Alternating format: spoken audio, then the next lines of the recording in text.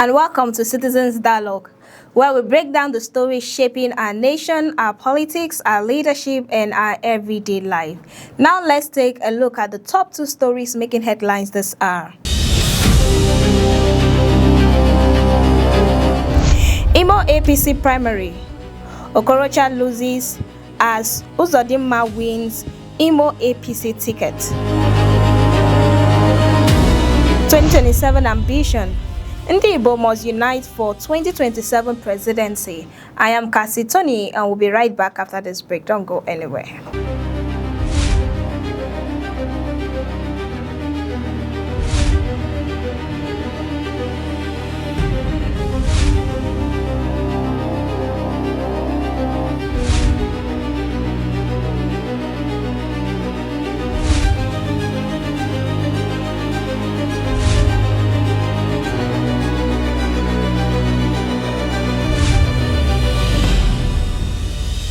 To further help us break down this headline is our political analyst, Vincent Okoro.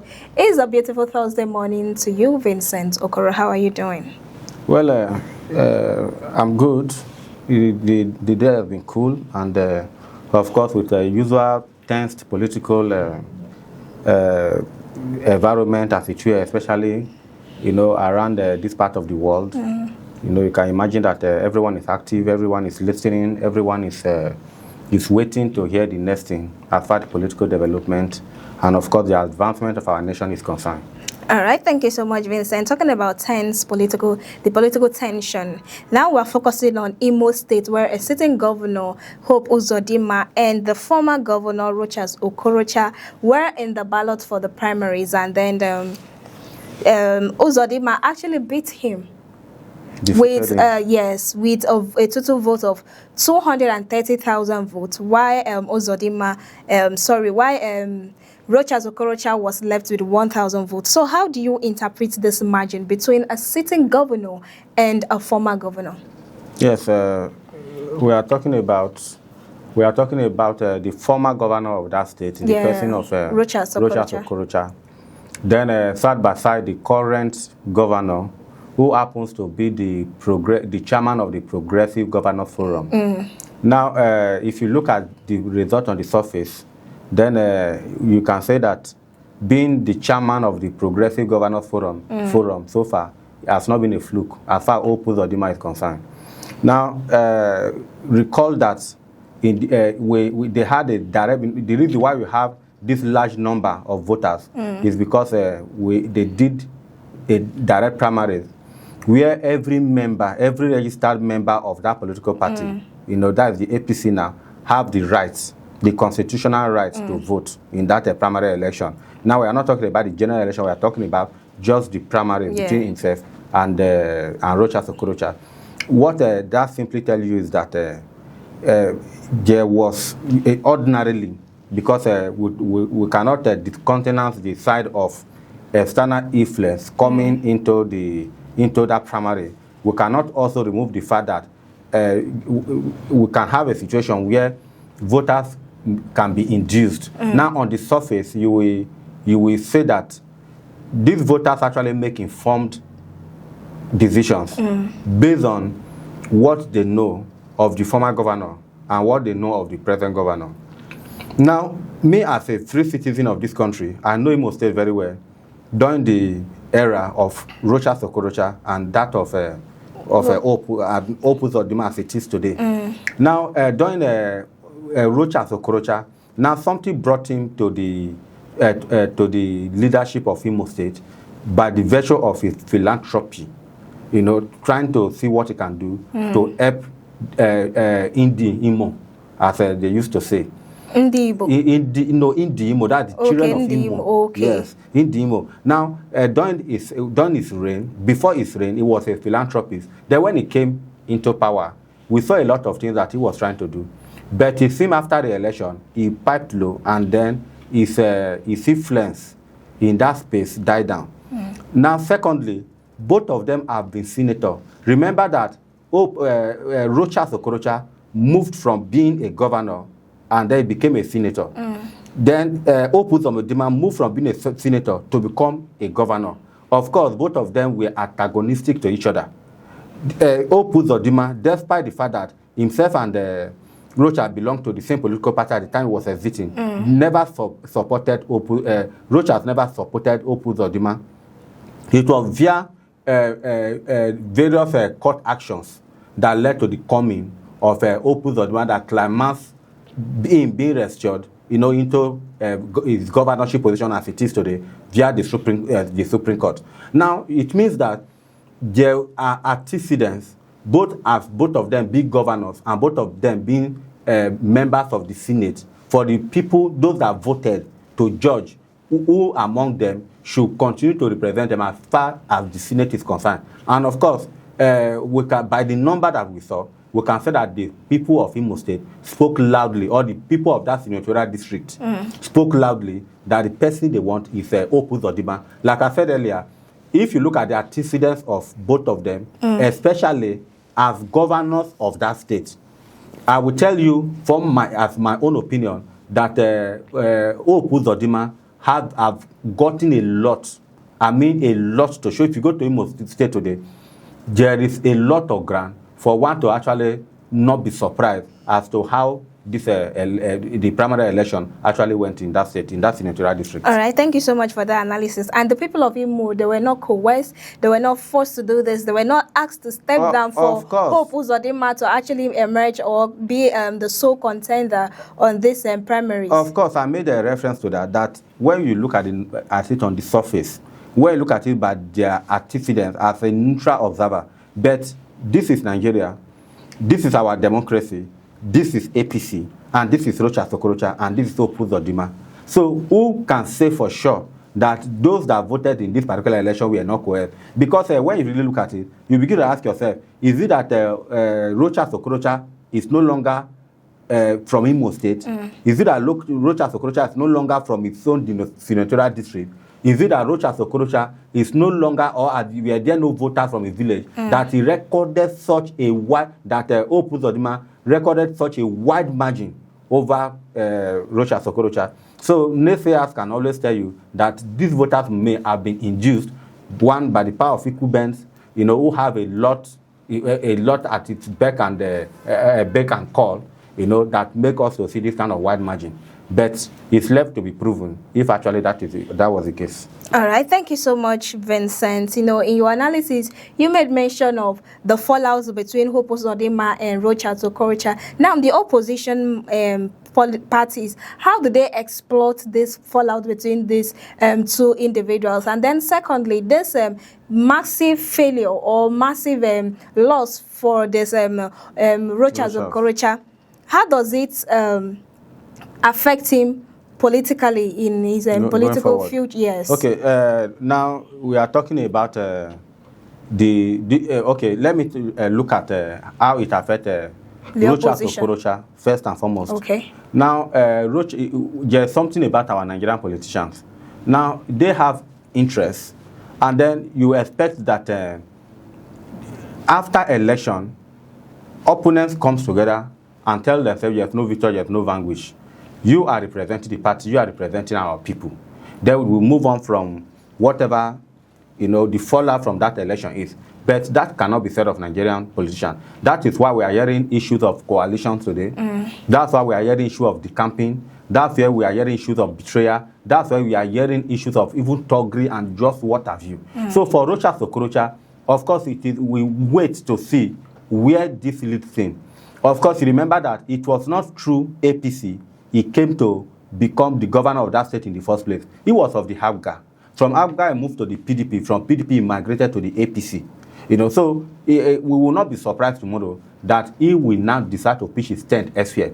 Now, for the opposition in that state, it's still the same thing we are talking about, because every opposition want to gather as much momentum as they can heading into a general election. Now you begin to imagine that now that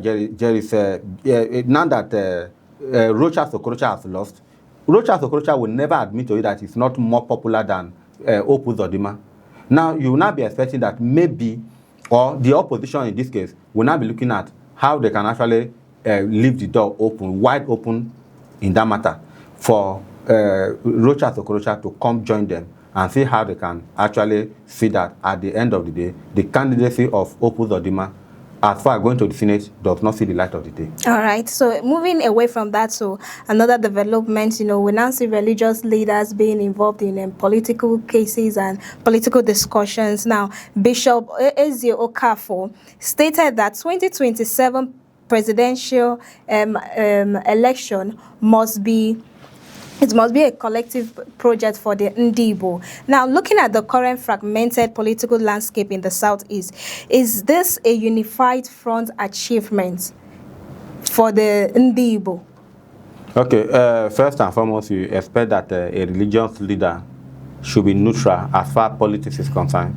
In as much as from the name, he is coming from the East, if I'm not mistaken, then he should be a nationalist, because in his church, they don't mark register based on where you come from. Then on that ground, you expect that a religious leader should not find himself, pontificating what can lead to division as far as our dear country Nigeria is concerned. But the person that we are talking about is a human being. Now, a point will come that we may have to divorce the character of one being a citizen of a country from him being a religious leader. So let us, in as much as the name or that title, Reverend or Bishop, as he said, was attached to his name in the publication, then we should be looking at him as a Nigerian, expressing himself. Of course, we know that Ndigbo, our brother from the Southeast, have more or less not been at the forefront of national leadership in Nigeria, especially in this current democratic dispensation. Now, it is not just from the Southeast that the voices are coming from.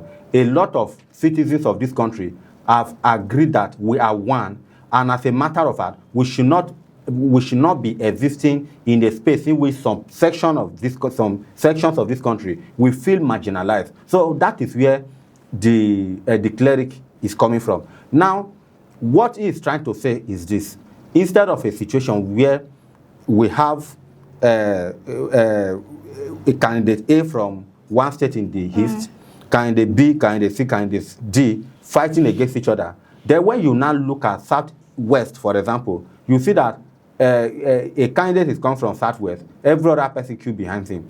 That is behind him. That is the kind of arrangement that he is looking forward to as far as the Southeast is concerned. Now, my brothers in the Southeast, I don't know how many of you are listening to me. Please, it is very, very important that you pull your weight together. Now, I ask myself, a particular candidate wins an election, a general election in Nigeria, by, let's say, 15,000 votes. Across the 5 states of the Southeast, how many registered voters do we have? So how come at the end of an election cycle, a particular candidate from the Southeast is unable to amass up to 3 million votes from the Southeast, where you have more than 15 million rather registered voters in the Southeast? So that is where I think the clarity is coming from. Of course, if he does not have what I just said now as an idea, I think this should even be more important. Instead of him to be saying that, hey, let's talk about that, tell Ndigbo to come out en masse during an election and make sure their vote counts. And their vote should count for that person they believe. It must not even be an Igbo person, but that person they believe can help move the nation forward and also project the interest of Ndigbo. They should queue behind that person. The era of they are going to rig the election, nothing will come out, it should be over. So I think that is even a more serious message to the Ndigbo. 2027 is coming again. Now we have their son in the person of Peter Obi in the NDC with large followership across South, across North, across East and across West in Nigeria. The Ndigbo should take front seat as far as projecting the candidate of Peter Obi is concerned.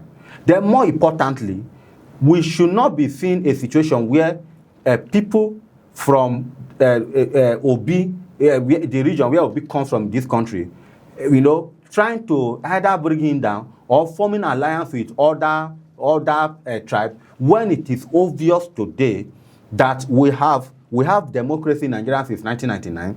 We have seen candidates from South, We are seeing candidates from Southwest. Instead of us to now say, okay, it is time for this united, say that it is time of the Southeast, especially when it comes to the power brokers in the Southeast. Then we see them still supporting other tribes against their own person. You know, I don't want to start mentioning the likes of all Jews or Kalo. I don't want to start mentioning the likes of Okonkwo, what is his other name? Uche Okonkwo, what is his name? Kenneth Okonkwo. Kenneth, yeah, thank you very much. Kenneth, I don't want to start mentioning his name because, as a matter of fact, when you listen to Kenneth Okonkwo speak, then you begin to see somebody that speak A today and tomorrow he speaks B. Today we say that it is black and tomorrow he said it is white.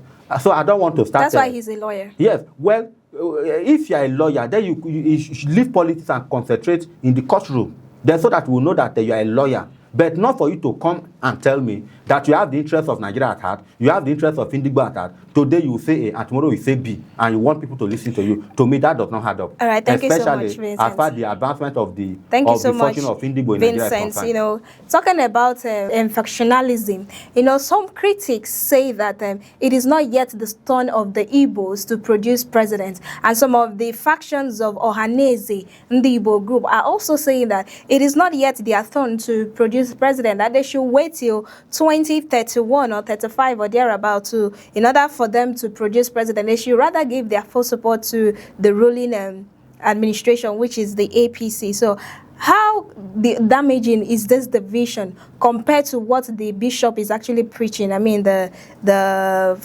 bishop. That's exactly what I just said a while ago, especially when you look at people like Kenneth Okonkwo in this case. Now, we are talking if we are going by turn as far the different regions and the different south and west, south and north division of this country is concerned, who is that will say that it's not the turn of Indigbo? As in, I don't just get it. I don't get it. We have Olu Obasanjo. He presided over this country between 1999 and 2007. After then, we had Jonathan in South, presided over Nigeria between 2009 and 2015.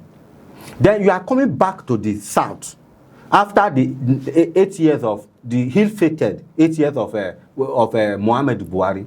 Then you instead of you to now say, okay, among the three geopolitical zones in the South, then we have the South, you have the Southwest, who both of them have presided over this country as in the persons of Goodluck Jonathan and Obasanjo respectively. Then it's ordinarily falls to the Southeast.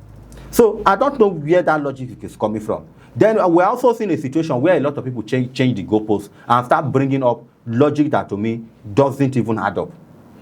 So I don't know the faction of Indigbo that are telling us that it's not the turn of the Southeast. Well, we have Tinubu today by hook or by crook. The faction is actually called Ohaneze Ndigbo. Yes, because I'm wondering if an Ohaneze Ndigbo in their right senses actually said this. If you are telling us that, okay, by hook or by crook, the current president is from the Southwest, it has happened, it should go then by the time, because once it is over, you don't expect a Southerner to hand over to a Southerner in the way things are done in this part of the world, because now there are some pundits that said, okay, it is time for us to now start considering who have the capacity to do this work. We should depart from the issue of sectionalism, religiosity, tribalism, and what have you. We should talk about who have the capacity to get the job done. But another argument, another school of thought, we ask, of course, are you going to shift the goalposts in the middle of the match? Especially when there are sections of this country who have not been able to have a bite at the cherry. So, to me, whatever faction of Indigbo, whether it is Indigbo as a whole that is saying this, I don't know where their logic is coming from. All right, thank you. So lastly on this section, if you were to advise the Apex Sociocultural Group and the Southeast governors today, what would be your advice to them considering this faction of it is our turn, not yet our turn, give it to someone else, give it to someone else, this smooth talking to for them to come up with a concrete political organization ahead of 2027? Yes, it's very simple. According to our people, or according to us, or according to the world over, the truth cannot be hidden, no matter how long. Now, truth is about logic. Lie is equally about logic. Wrong is about logic. Right is about logic. So, whatever anyone is pontificating as the reason to which he has used to a particular thing is bounded by simple logic. Because if you are saying it is the turn of this section of the country, then there's a logic behind it. Then within that logic is the truth or it is false. Because just as I said earlier, how on earth can somebody say that it is not the turn of the southeast? Or if you are even telling us that Tinubu is actually shortchanging the southeast, or the APC as it is today is shortchanging the southeast, one will listen to you. Then at that particular point, we'll now say, okay, now that it has happened, what is the way forward? Then you now begin to say, okay, once it is done, let it be like this, let it be like this. Not to come out and make blanket statement that it is not the turn of the southeast. So going forward, as it is now, of course, 2027 is at the corner. What is the yearning of Nigerians? What is the yearning of the commoner in the street? What is the yearning of the average citizen of this country? And when I'm saying the yearning, I'm talking about the feeders as far the current dispensation led by the APC at the federal level is concerned. What is the yearning of Nigeria? Because you as an individual, you have a single vote. But we have millions of people out there. By privilege, by your wealth, you find yourself in position to talk on behalf of the people. Did you feel the pulse of the people before you said anything? So they should go back to the people, get their pulse, and then say the truth the way it is. Let them be logical, and then when they talk, we should be able to listen to them. All right, thank you so much, Vincent. That's it for today's edition of Citizens Dialogue. Many thanks, Vincent, for that powerful and wonderful analysis. Thank you for having me in your studio. And to you, our viewers, for tuning in. I am Kasitoni, reminding you to stay informed and stay ahead. And don't want to join us next time for more breaking news across Nigeria. Do have a beautiful day.